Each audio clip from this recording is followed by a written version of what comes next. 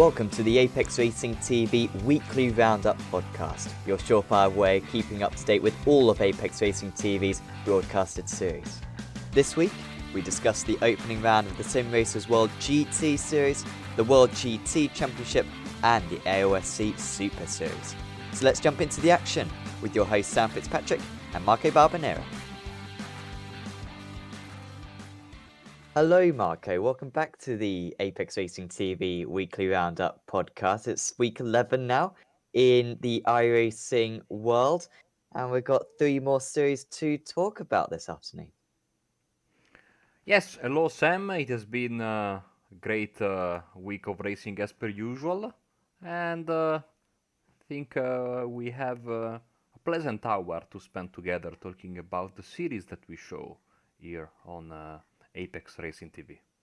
Absolutely, as if we haven't spent enough time already. We're recording this on Friday once again. We've already done SimRacersWorld, which we'll talk about in a minute. On Wednesday, we had AOSC earlier on, and also we've got a few other commentaries. So I'll try not to strangle Marco at this point, because everyone loves Marco's sultry tones.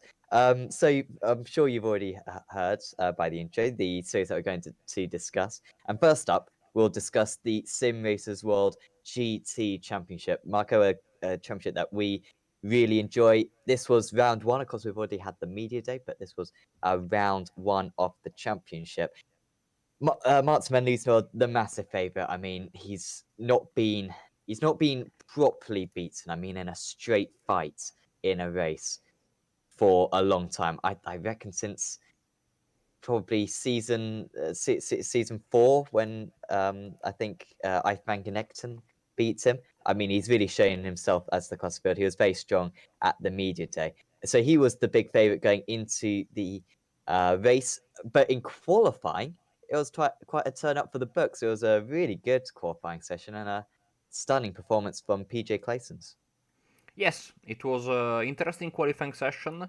Of course, we will go back and tie what we said about this series during the series when we talk about the iRacing possible news for the next build.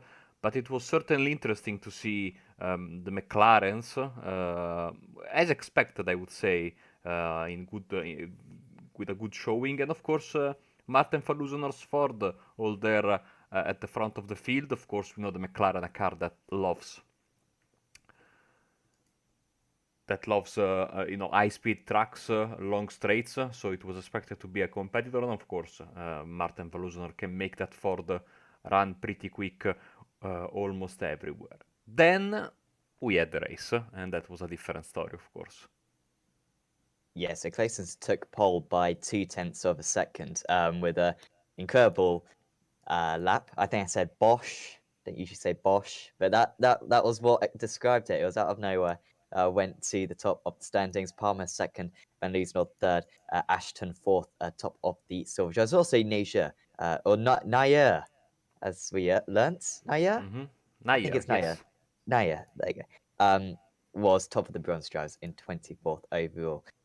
So into the race, there was an incident straight away at turn 1, involved Ian Roots and lots of others. Didn't get a clear shot of it, but just because it involved so many drivers. I think kind of 5 or 6 drivers. A couple had to stay back to the pit. It was relatively far down the order, so that was already quite a chaotic start. Palmer trying to get past Claessens straight away on the infield, and then the big moment happened, Marco. Claessens, this one I've written down. Claessens came across slightly on Van Liesveld on the tri-oval, on the approach to the tri-oval, causing Martin to hit wall, which I think is a decent description of what happened. The top 2, Palmer and Claessens, side by side, going approaching the start finish line. Van Liesveld kind of trying to make it 3-1. I'm not quite sure what he was trying to do, kind of in the slipstream. And there was a bit of a jink to the left from Claessens. And Van Liesveld hitting hard the wall twice. And that spelt the end of his race. Yes, he hit the wall very hard, and also he got into the pit lane from an angle and at very high speed, so that would have been speeding in the pits and safe pit entrance. So on top of the massive damage to his car, he also had probably a good minute and a half worth of penalties to address in the pit lane. So I mean, from my perspective, and we saw some different replays. It looked like that was could have been avoidable from both drivers. I think it was an aggressive move by Van Loosenord and also a very aggressive block from Claessens, considering that we were at the very beginning of the race. Now, of course, since both drivers were out of the race after this, we didn't get a decision by the stewards live. The decision was made to make a decision after the race itself.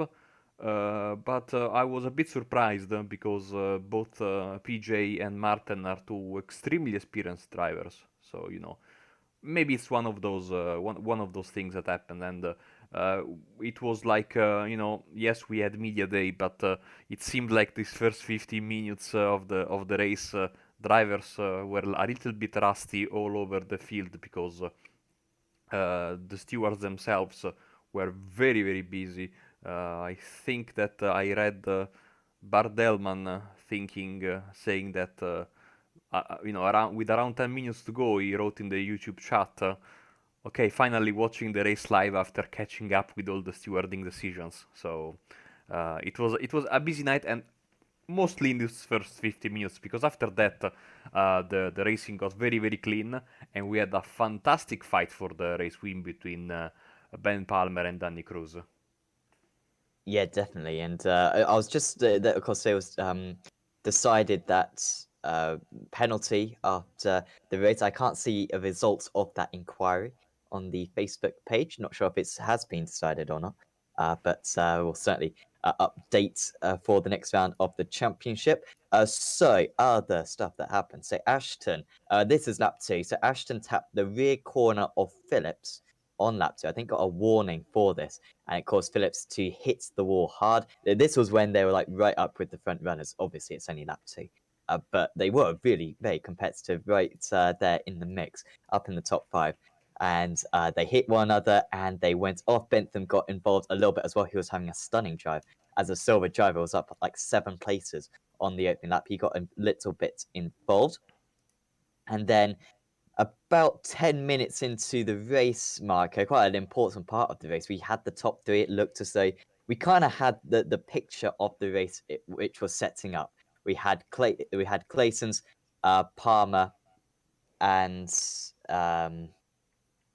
who else? It was Crows. Apologies.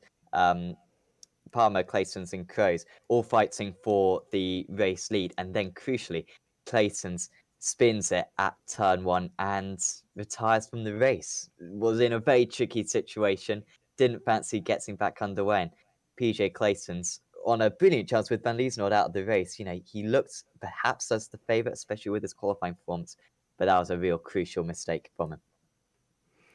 Yes, I mean it's again.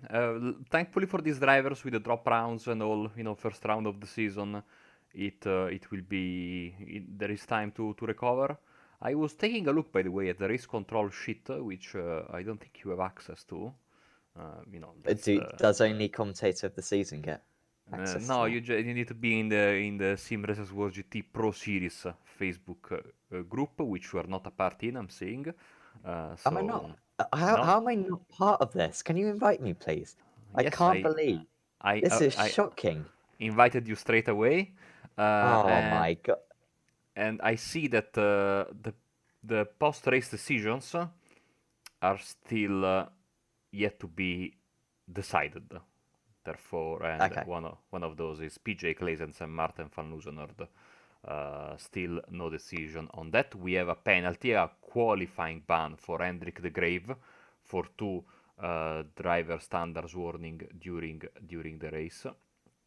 Received. He was very very active, making the stewards work a lot. One of the new drivers. Speaking of that, new drivers were the story of the day because, of course, in the end, yes, Danny Cruz won. That was his first ever victory in the series. Of course, Lamborghini Super Trofeo champion a couple of seasons ago. Battling all the race long with another real life driver, Ben Palmer of the British Mini Challenge. He would have been, that would have been his first ever victory, in his debut in the series, of course. But he finished second. James Forsdyke, debut driver, getting a podium in his first ever race. And then we had other two debutants winning in their classes. Louis Sankey in the silver and Justin Nayer in the bronze. So, well, we know that Martin van Loosenhoorn going out and some crashes took some of the big names out, but it is refreshing to see all these new names making an instant impact in what is a very, very tough and competitive championship. Yeah, absolutely. So yeah, of course, Clayton's had the spin. Palmer let Kroos pass, and that was an important element actually. Palmer, allowed Kroos past him so that he could get the draft. It didn't really work out for him though, because when he pitted, Palmer actually pitted a lap earlier than Kroos, perhaps going for the undercut. So maybe just didn't save enough fuel when he was in the draft of Kroos. And he actually came out of the pits a couple of seconds behind him. Got a slowdown though, did Kroos. So it was a head-to-head battle. Went down to the run to the line. They made contact. They crashed. It was all right though for them. No penalties given out. It was questionable, maybe from Kroos. I mean, his line was very much to extend the distance that his rival had to run. But yeah, no penalties were given out. I think it was a warning actually to Danny Kroos, maybe even to the pair of them for the contact that happened. There was a little bit of netcode involved as well. Just another couple of things that happened. Of course, Van Buel managed to get up into Stein Van Buel, that is, managed to get up to 5th place at one point, but spun and hit David Fuller. His bad luck continues. Remarkable how Fuller has really struggled since his bronze class victory. Certainly, he has got faster. There's no doubt about that. He was fast already. He's got even faster, but just getting involved in a few too many things. Also, John Barnes had the closest moment of the season, the nearest miss of the season, and he skimmed Stephen Kastrop's car as he crashed at turn 1. And that was quite important as well because Barnes was in the lead of the silver class, but went out. And of course, it did mean that Hank managed to win the silver category with a very impressive drive for Flemish Sim Sports in 7th place overall, of course, on his debut. And Neja managed to hang on for the bronze class victory impressively as well. It's we can kind of take away the crash, Marco, with Van Loosenhoorn because he was beaten fair and square in qualifying. I'm just wondering, do you think this season Kroos and Palmer, for example, are going to be able to properly take it to Van Loosenhoorn consistently at different rounds? Because we saw at Okayama, Van Loosenhoorn was absolutely dominant. I mean, there was no question in it. And of course, last season at Daytona as well, Van Loosenhoorn wasn't particularly strong. Maybe it's a weaker circuit for him. But yeah, what are your opinions? Do you reckon Kroos and Palmer and maybe a couple of others could properly take it to Van Loosenhoorn for a few more rounds this season? It could be, but there's a big question mark hovering over our heads, and that's of course the new tire model, which we will talk about later. So I think we have the next round next week, and then there will be the new tire model possibly released. iRacing has not officially announced it yet. They are holding off the release of the Sebring BOP because they are expecting the new tire model on GT and GT3 cars. And as I said, there is, according to many drivers in the forums, a fundamental flaw with the Ford GT3, that it is basically broken in some sorts of mechanical part, and that I think at this point maybe iRacing are waiting to fix it when they release the new tires on that car. If they release the new tire, I think they will. I mean, Everything we commentate on up until this point and next race can be absolutely different in a couple of weeks' time. And that's the beauty of this championship, which is starting, after having 2 or 3 seasons where more or less we knew where everyone was going to stack up, especially at the front of the field. This is a season with a lot of question marks and a lot of intrigue, and we are only just getting started. And of course, we have a little detail of going to Bathurst for next race, so even more chaos possibly on the horizon.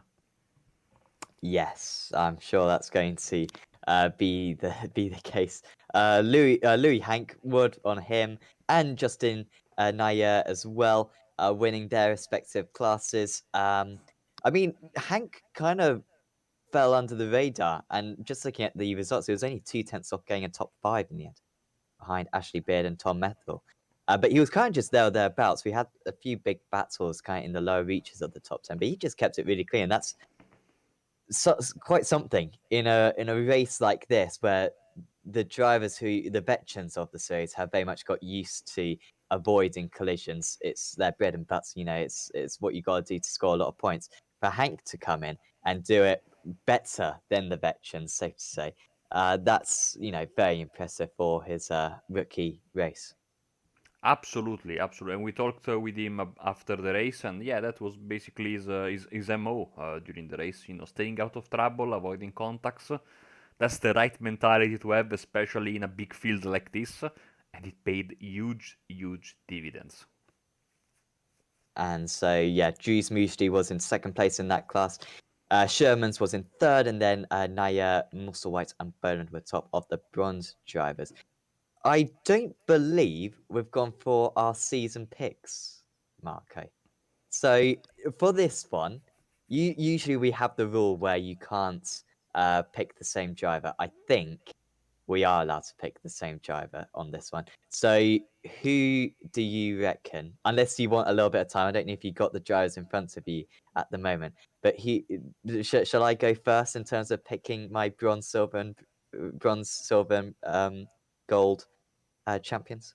Yes, go ahead. Okay, so I'll go Van Liesnold for gold, and you can repeat me on that one. I think it's a bit of an obvious answer, but I think it's probably the safe answer. In terms of silver, I'm just looking through the names. I mean, Jack Ashton, he's been very impressive so far as Ashton, and he's got good racecraft. I am going to, you know what? I'm going to go a bit out there. I'm going to go David Fuller for the silver championship. I was just criticizing, I was just insulting him. But I'm going to put him as my silver champion. I think I think him and Bentham, I think Bentham was very quick. I think Fuller's kind of shown that he's possibly faster than Bentham.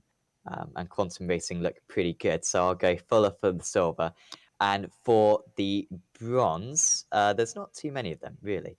So you've got De Winter, Vandenberg, Naya. I'll go Stephen Castrop for the bronze title.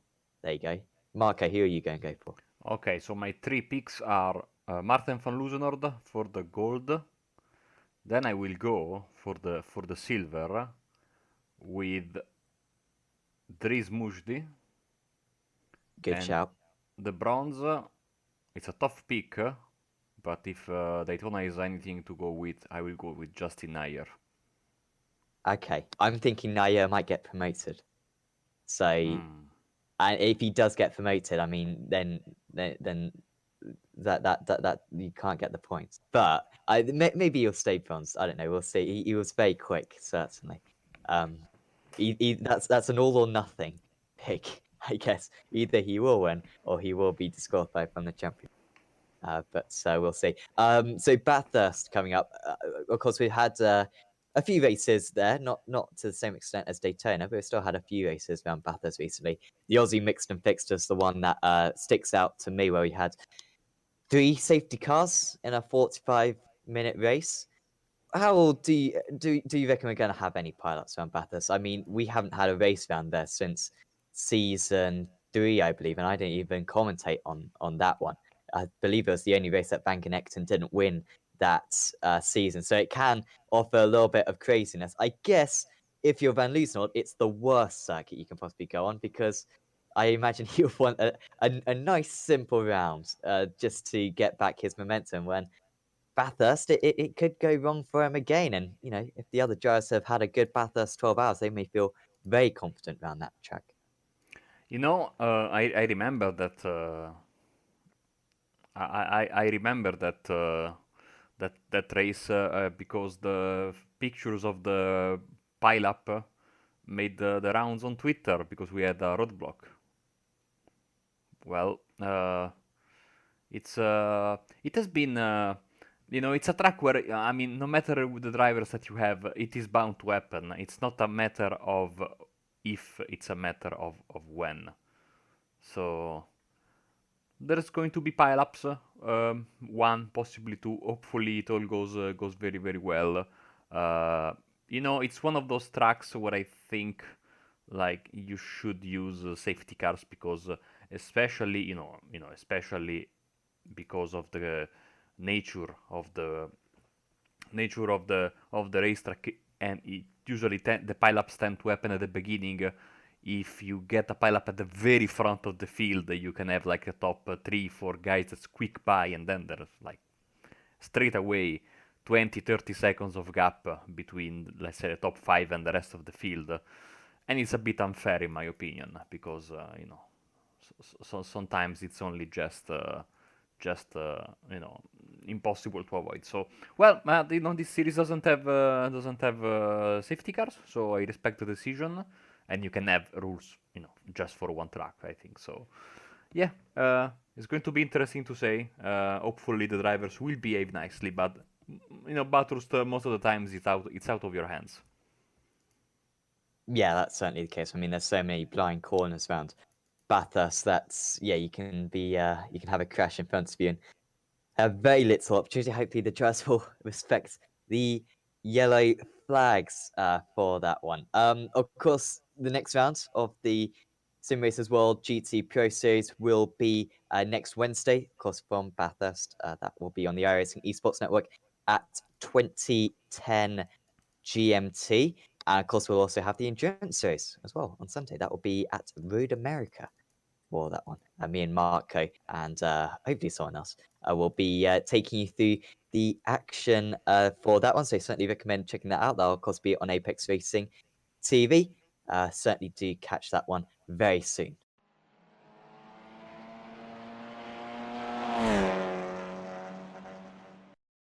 Second series to talk about is the World GT Championship, round 2 of the season. Round 1 was at Barcelona.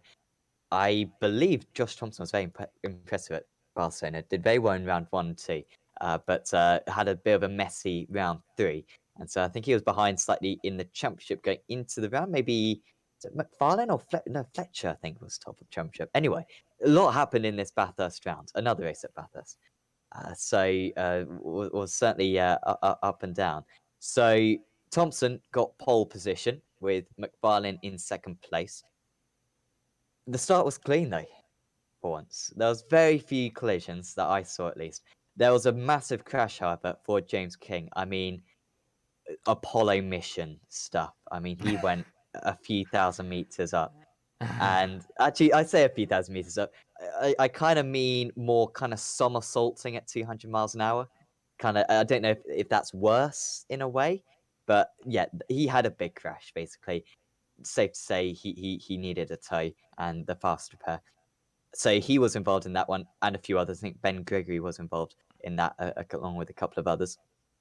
And then a few laps later, Mangan was holding off Evdoka for third. However, Evdoka gave a little bit of a cheeky tap. I say a cheeky tap. He broke the rules and hit Mangan off. That's another way of putting it. So Mangan went down to 7th place, but it wasn't too bad. Evdoka was defending quite hard against teammate Fletcher. This was the TechSense Pitstyle Motorsports drivers, of course. Evdoka eventually managed to relinquish that position with a mistake at the cutting, so Fletcher was up into 3rd position, I believe. Blackhall then hit Foggy, but allowed him back past. That allowed Bibby past the pair of them. Great to see, all these different drivers taking part who we've seen from other series in the past. And then Mark Fletcher was involved in a massive crash. So there was Hills spun at Skyline, went into the barrier, stuck in the middle of the circuit. Underhill then came along and smashed into him. And then Fletcher came along and smashed into the pair of them just as they were recovering, I believe. So Fletcher had to go into the wall. It was looking really nice for Fletcher, actually. Had a chance at a P2. Certainly a podium was his. Had to take the faster pair, however. Evdotka also hit the wall, I believe, but managed to get round and just had to compromise his strategy a little bit. Then the top two pitted. Thompson and McFarlane came in at 42 minutes. McFarlane came out of the pits by about 3 seconds, despite being 15 seconds behind previously, because he didn't take tyres. That's what I'm assuming. Adam Barth and Andrew Woodhouse didn't explicitly say that, but I'm guessing here. I'm assuming that Thompson took tyres whilst McFarlane did not. However, the big moment in the race came when Thompson crashed with some traffic from the lead. It was all his. He was way faster. Half a second, a lap faster than everyone else on track. Crashed though with the traffic with a year one driver. Spun ahead of him. He had nowhere to go and dropped way down the order. Had to take back to the pits. I think he managed to recover to about 12th place in the end. So it wasn't too bad for him. I've also written McClay pits on the hour mark for tyres, and I didn't make any more notes. But in the end, it was a very good result for Texans Fitstyle Motorsport with a 1-2-3, for a 1-2-3-4 even, because Mark Fletcher managed to recover back to 4th position. I'm just trying to get the results up now, in fact. But Micah, I mean, bad luck for Josh Thompson, because, like I said, he was absolutely dominating out there, lead of the championship coming his way. And then, as you were saying before, with Bathurst, you have a car spin in front of you, and there's barely anything you can do. Absolutely. I mean, once again exemplified by this enduro event of World GT, which, by the way, I think was the only event I've ever commented on in World GT. If I'm not mistaken, it was a Monday night race around Bathurst. But yeah, you know, looks like the viewers enjoyed it. Too bad there were a little bit of, iRacing needs to sort this thing out with if you go over a certain amount of cars, it overloads the CPU. Nothing basically you can do if you are streaming, unless you have Samuli Kumo's computer, of course. Say hello to Sam, which is who's going to be getting the podcast ready for you in the next few days. And Sam, where is World GT going next? It will be. Oh dear, I had everything else planned apart from that, Mark. Okay, so thank you very much for that. Okay, I'll quickly go through the results anyway. So McFarlane won, Evdotka second, Bibby third. Fletcher overtook somewhat. Was it Horder right to the end? I don't know what happened to Horder, and we never saw on the broadcast. But something happened to Mike Horder, which meant he went very slow. Also, it was maybe Blackhall who went really slow near the end. So it was a Texans Fitstyle Motorsport 1, 2, 3, 4, or Renville Fitstyle Motorsport, not sure. Then it was Mike Horder in 5th, top of the club drivers. Bass and Field was 2nd and 3rd out of the club drivers. In the standings now in the championship means that McFarlane is in the lead of this championship, 4 points ahead of George McClay. Mark Fletcher in 3rd. It's ever so close amongst all those guys, as well as Lewis Bibby, Christian Rose as well, Pete Had, Evdotka. Thompson drops to 8th in the championship, but it was a pretty good recovery from him to get back up into 16th place after having to tow back to the pits. And in the Pro-Am, Horder is leading Bunn and Gray in that championship. In the amateur standings, Jones, Blake, and Parrott is the top drivers. The next round of the championship for round 3 will be Montreal. So that's a nice calm circuit to go to. Lots of chicanes. Should be a very good round. I think a very good round as well for the GT3 cars. Word on World GT going back to GT3, Marco. Do you support that decision going from GTE to GT3? Because I kind of got used to the GTE cars in that category, but yeah, it's quite a change that the organizers decided to do. Yes, I think it was a good decision. We have a lot of GT series, but it's great to bring you GT3s. We do with SimRacersWorld, of course, as you know, with also World GT. As there is the issue, of course, of some GT3 cars being a bit old, so to speak, in iRacing, but it still provides from some great entertaining, and especially when we have a lot of different manufacturers and cars driven, and the cars are used because you can have 6 different cars, but if no one is running, if everyone is running Mercedes and Audi, it's a bit boring. But I like when it's and it gives a lot of variety, of course. Yeah, and I think for me at least, those 20-minute races for GT cars maybe a little bit too much. A little bit too much sprint format, whereas I think the GT3s work very well for that.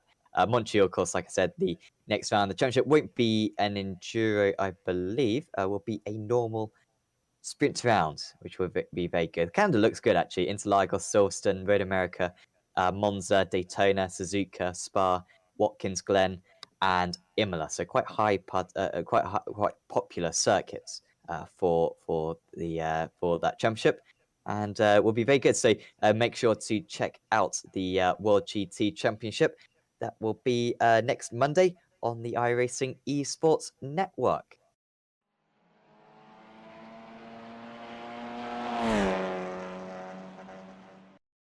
So, iRacing news, and there's been a bit of it. We're approaching the end of the season. Sometimes this segment can be a little bit of a vacuum, just because there's not a whole lot announced. However, now that we're getting to the last few weeks of the season, we have got some announcements, Marco. So the two big things: the damage model for the K and N car, along with new tire model confirmed, pretty much, for both the GTE and the GT3 cars.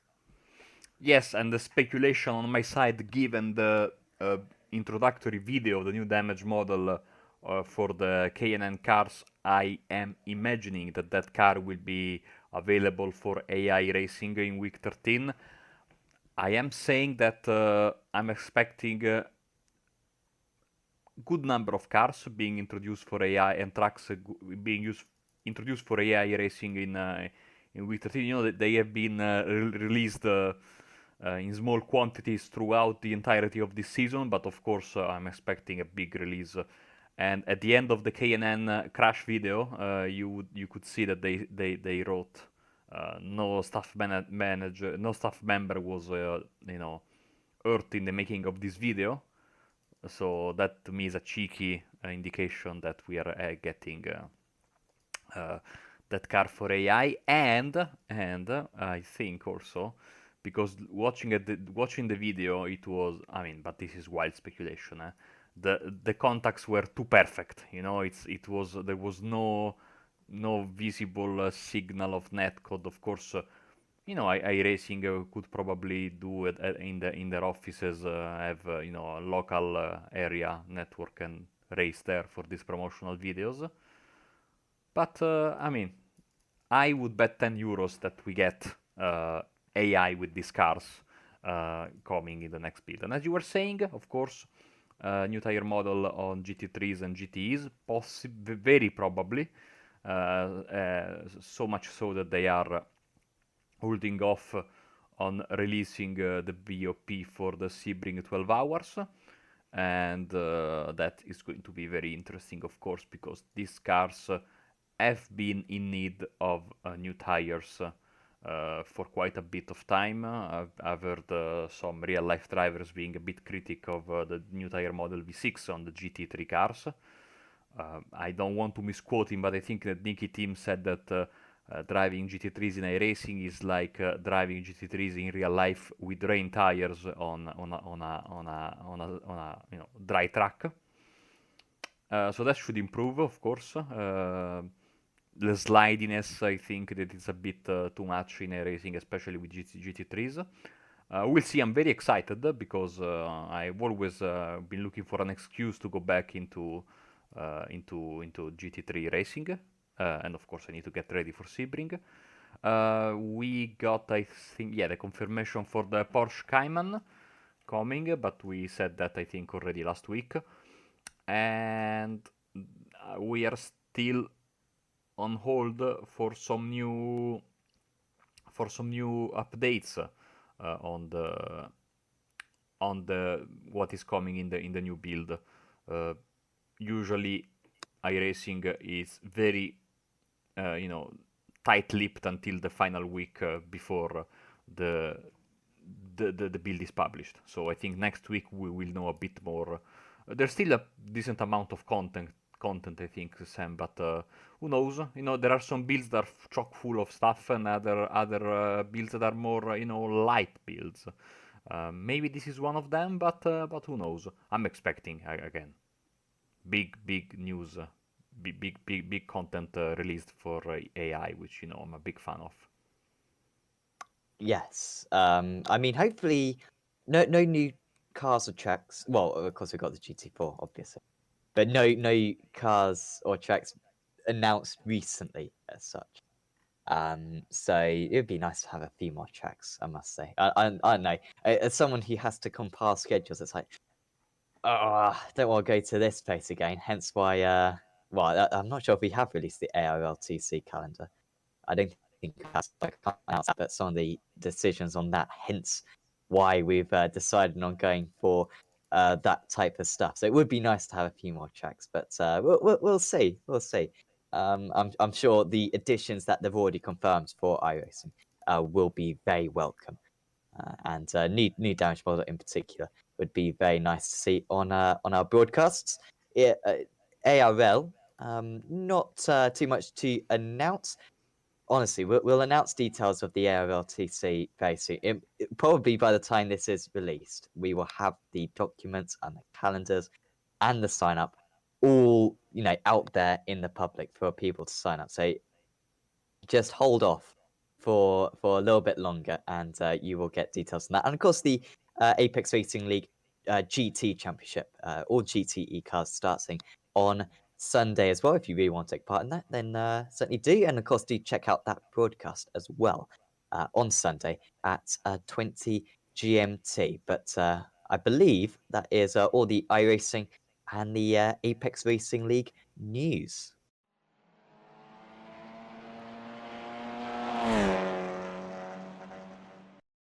So the final series we will discuss is the AOSC, the Acuta AOSC Super Series. Marco, your first time commentating on it, and it was our first time ever commentating on a very cool qualifying format. I love qualifying formats. They're one of these things where you can kind of dream up a situation. It's very tricky to put it into actual practical use because you can annoy a lot of people potentially if it goes on. If you got a qualifying situation which lasts 3 hours or whatever, it's best not to go for it. However, this format really did work. It was the top 10 shootout, so each driver from the top 10 times in the original qualifying session were allowed to put in their times, and it was exhilarating. It was incredible to watch these guys try to better one another's times. Absolutely fantastic. I loved. I was a bit skeptical at first, but they timed it perfectly. So basically, when a driver finished his qualifying time, the other driver was just starting his. So there was no stopping between the two the various drivers. Of course, that was not the case when we had an off, of course, but it was very very tense for these drivers because they knew that a single mistake would have been destroying their qualifying. Of course, they would have started in the top 10, but as you know, it's always better to start at the front. It's a great format, and then we had a great race. So absolutely fantastic decision. It was a pleasure, an honor to commentate on this championship, and it was nice because I know that that they are this championship has got very very demanding, rightfully so, organization, very demanding spectators. So yeah, it was absolutely a pleasure. If I if I can quote something I got on the in-race chat, if I may, uh, commentator's voice is simply divine. You see, he was talking about me there, Marco. You'll see the rolling R's comment straight after. Obviously me, with my Norfolk accent. I'm not sure. I don't have a Norfolk accent actually. Well, But well, well, well, well, well, to make it even, as soon as the broadcast started, uh, someone said, "Oh, good, guest commentary from Alonso today." So wow. as per usual, there are haters and there are lovers. It's it's a matter of not getting too high when you get praised and not getting too low when you are criticized. Italian. I mean, Italian and Spanish. It kind of sounds similar, but that's quite a mistake, I'd say. But what? Yeah, I know. Would you say if a Spanish person came up to you, Mike? Sorry for this tangent, but if a Spanish person came up to you, do you think you could potentially be tricked into thinking that they were Italian? No, I mean, how similar are your accents? no, this is completely different. You get it straight away. I mean, it's different. It's very very different. I think you mean if a Spanish person comes to me talking in English, you'd get that straight away. There are some clues that are, if it's a Spanish person speaking Spanish, yeah, even that. I mean, the languages are very different. They have similarities, of course. We can understand each other, but it's not like if you are Italian, then you can speak decent Spanish and vice versa. You can understand each other, but speaking the language then is a different kind of beast. Okay, right. So whoever that was, they're a plonker, clearly. So Emerson took pole because he set. Well, I say because he set the last time. He got pole because it was a superb lap time. He was 2/10 clear. I mean, talk about pressure. He must have had a puddle of sweats by the end of that lap because yeah, it was first or eighth for him if he managed to get that one wrong. However, on the race start, it was a great start for Emerson. Really nice start. Good start as well for James Scott. Two and Knight got really poor starts. They started in second and third, and they straight away went down. So Scott straight away up in second. Haber managed to pull off an awesome move around the outside of turn one. Got up into turn three, P3. Even had a go at Scott actually going into turn two. I mean, he was properly on fire, was Harley Haber. However, he then got hit by Ritu going into turn three. Ritu losing it all by himself. Haber was unlucky because he got a little bit wide himself, actually. I reckon if he'd managed to carry his normal speed through turn three, he would have been able to stay ahead and not get hit. But instead, he was just in the wrong place at the wrong time. Him and Ritu hitting one another and going into the wall. That caused a safety car, and some drivers came in for repairs. Didn't really change the orders too much. You can imagine you can't get to the end of the race if you pit on lap one. Lap 10, Davison and Postlethwaite got past Knight. That was for P3 on track. Then the pit stops happened, so they had to make one pit stop during the race, and it was James Scott who was running behind Emerson for the entirety of the first stint. Had a couple of jabs at him in the first couple of laps, however, then kind of just waited behind him. He pitted earlier, and then Emerson, and got the undercut. It was pretty much that simple. Had a 1 second short pit stop, came out about 1.5 seconds ahead. It was a nice outlap from him, clear air, lovely jubbly. Then Emerson, though, went off the circuit at turn three with cold tyres, skated off, and hit the wall a little bit as well, and dropped down into about sixth position, I believe, with a few pit stops still to go. So that was a great shame for Emerson. Then Taliancic came into the pits. He came in very late, actually, and got some fresh tyres, which was very nice for him. Got into 4th position, so it was looking really nice for Tyancic. Maybe even 3rd position, I'm not quite sure. So, I mean, it was looking really nice for him. This guy could potentially catch up to the couple of drivers ahead of him as well. However, he then got overtaken by Postlethwaite and Emerson. Then Emerson and Postlethwaite collided at the penultimate corner, and they took out Taliancic with him. Unfortunate for Michael there. Bad luck for the ERT driver. That caused another safety car in the last 10 laps. Not a whole lot changed. That's a few changes amongst kind of the 5 to 10 range, with Briggs, I think, getting involved in something, but it was relatively simple towards the end. So James Scott won out, Jacob Knight in 2nd place, and Sean Thompson, great drive from Thompson, gained like 17 places. Or was it Sutton, sorry, gained like 17 places, despite the fact that I swear we never saw him overtaken on. It was a chaotic round, Marco. Of course, you don't really have too much to compare it to. I don't even have that much to compare it to. I've only ever commentated on 2 sprint rounds in the past. But the 2 previous sprint rounds we saw, particularly at the front, there were far fewer collisions, and yet we saw Thompson and Sutton in particular. Like I was saying, they didn't seem to overtake too many guys, and yet they just appeared in 3rd and 4th place by the end of the race. Their consistency and their avoidance of crashes was really impressive.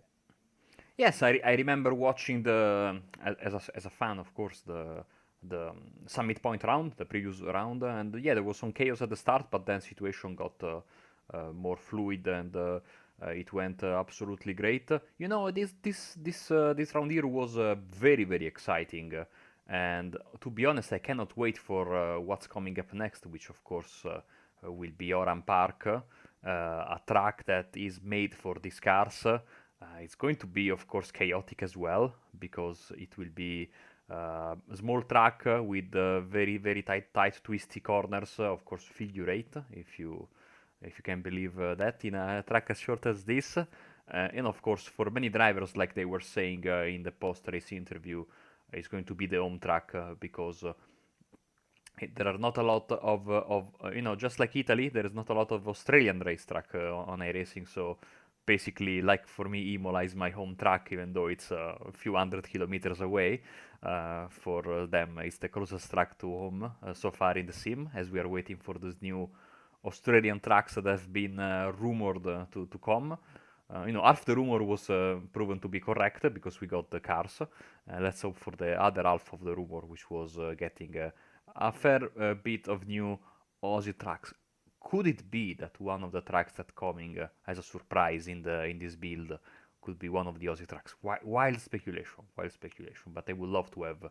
I love all of them, so I mean, if we get Sundown would be a dream. Townsville, of course, Yeah. and Sydney. of course Sydney, or my favorite of them all, of course. Not at all, because it almost sounds like my name, the Great Barbagallo racetrack. Yeah, I mean there are a few of them which are properly awesome. The Bend as well. I mean, the Bends I'm not that fussed about. I mean, it would be great to have that many different layouts, but it's a bit standard a racetrack. You don't naturally think that's an Australian race circuit, whereas they Yeah. are properly distinct. A bit like Brazil, so some of the racetracks down there as well are pretty awesome. So hopefully we get something like that. But yeah, Oran Park coming up. I mean, overtaking there. It's weird to have a race like that because it's a bit like Monaco. That's the only thing I can really compare it to, like Monaco or Singapore in F1, where you don't expect to overtake. If you're thinking, oh, I'm going to go for a strategy here where I overtake 15 drivers, that's pointless. You're not going to do it. So in terms of the pit strategy, we could see some insane undercuts. I mean, I'm talking as soon as you can like fuel save to the end of the race, people are coming into the pits to get some fresh tires, because that's going to be your only chance at getting a good result. And of course, if we have the top 10 shootout again, that top 10 shootout, that's going to be so important. I mean, if you get pole position around Oran Park, that's 80% of the job done. Yes, absolutely. And like you said, yeah, it's passing is going to be tough. I'm expecting a fair bit of safety cars because of the amount of contact that we're going to have, and of course the track is very small, so there will be some congestion, some traffic jams, and of course, for those that don't know in this series, if you need to tow, you need to ask race control, and if you do, they will have to throw the safety car, and you cannot tow until you get okay. So, for example, today we had a message from race control saying all the cars stay on the right side on the backstretch, and I asked myself why, and then there was the one of the cars that was the car that was asking the tow parked there and waiting for the field to go by to take the tow. So very, very, very, very cool indeed. And that safety car, that Mercedes AMG Acuta safety car, is a stupendous livered car, absolutely beautiful. And I like that the pace car driver has to keep flashing his lights with the flash, the light flash button in order to, because you don't have lights on top of the car, sadly. I hope that iRacing lets us drive and costume skin the safety cars one of these days. I mean, that would be quite a simple element, I imagine, to put a livery on the pace car. So yeah, do that. That would be very much appreciated. Also, of course, the safety car is AI. I wonder if they're going to redo the safety car to follow the AIs that they've created for the other cars. So of course, maybe like have the Porsche situation where I know you just change the values to like have 0 pace, and it just goes around and control it that way. I don't know. Maybe iRacing will do that. Maybe that will be if that comes in the next build, then they can cancel everything else. I will be a very happy man. And of course, no Mustang pace car, unfortunately, which we did see in the SimRacersWorld GT Championship actually. Because Ian Reitz deliberately puts it in there, I think, just to please me, which I very much appreciate from him. But no, that's a Vegas system, and Oran Park will be a terrific host for round 6 of the championship in 2 weeks' time, unfortunately. So I got a bit of a break once again. But yeah, round 6 of the championship, you can catch that on the iRacing Esports Network in 2 weeks' time on Friday at 10:45 GMT.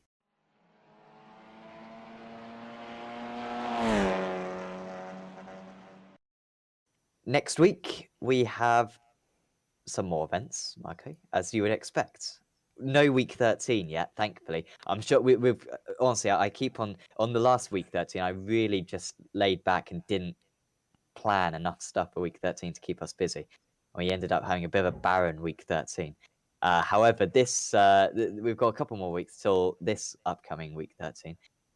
So we've got SimRacersWorld Endurance Series, of course.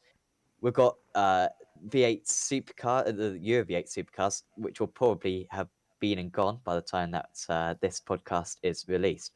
But any other races that you're looking forward to? Of course, World GT as well, Rick Tech, and a few official series as well, IndyCar and Formula 3.5.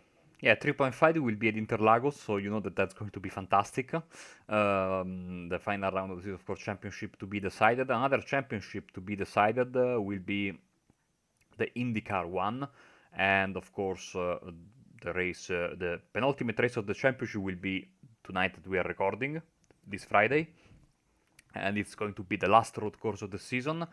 But of course, on the 28th of February, we'll have the final oval of the season. That will be the legendary Michigan International Speedway. So it's going to be a 200-mile race. So it's going to be a very, very long one on one of the fastest ovals out there to decide the season 1 2020 champion. I'm really loving this combo of doing IndyCar on Friday and 3.5 on Saturday. It's usually very, very exciting. The 3.5 series has proven to be absolutely great, and I've been hearing from the drivers that because they are basically organizing all of this. Since we are broadcasting the official series, the drivers are basically getting ready for another season of streamed races on our channels or on the iRacing Esports Network for season 2 of 2020, and that is going to be great because I have jumped last second on the 3.5 broadcasting team, and I am not regretting it a single bit. What a fantastic series, and the drivers really put on a show. It's almost like F1 because real life F1 because we have the top 3 drivers who are super quick, but then the midfield battles are something to behold. And this track has provided for exciting races even in Barcelona, Sam, this season. So I, a bit skeptical about Imola, which will be tomorrow night. But next week, Interlagos was one of the best tracks for the MP4-30, if you remember. So, I mean, it's going to be great. Yeah, that's going to be a really good round. It's sometimes big crashes at Interlagos as well. Through that turn 13, I remember a few drivers looking skywards, let's say. But you're absolutely right. I remember that MP4-30 race. We actually put a highlights video on our YouTube channel. I might have to dig that one up. That's about 18 months old now, which isn't that long ago. But if you look at the footage, then it looks quite old ago. And I like to think that our voices have matured and we have improved as commentators since then. But no, very nice circuit for single seaters, all types of cars. In fact, Interlagos is a really nice car, really nice track. But yeah, certainly sim race as well. I mean, Bathurst, that's going to be epic for that one. And yeah, World GT Montreal, good circuits coming up, undoubtedly. And of course, definitely any listeners, check out Apex Racing TV, our YouTube channel. Check out iRacing Esports Network. Watch out for all the broadcasts we do. I believe there's like a schedule on our Facebook page, actually, at like the top of our Facebook page, where you can see all our planned broadcasts, their time slot during the week. So check out that. You can see which series you fancy like watching, and yeah, you are certainly away. So thanks for listening to this podcast. Then please leave a like if you have enjoyed it, and we'll be back next week for another one.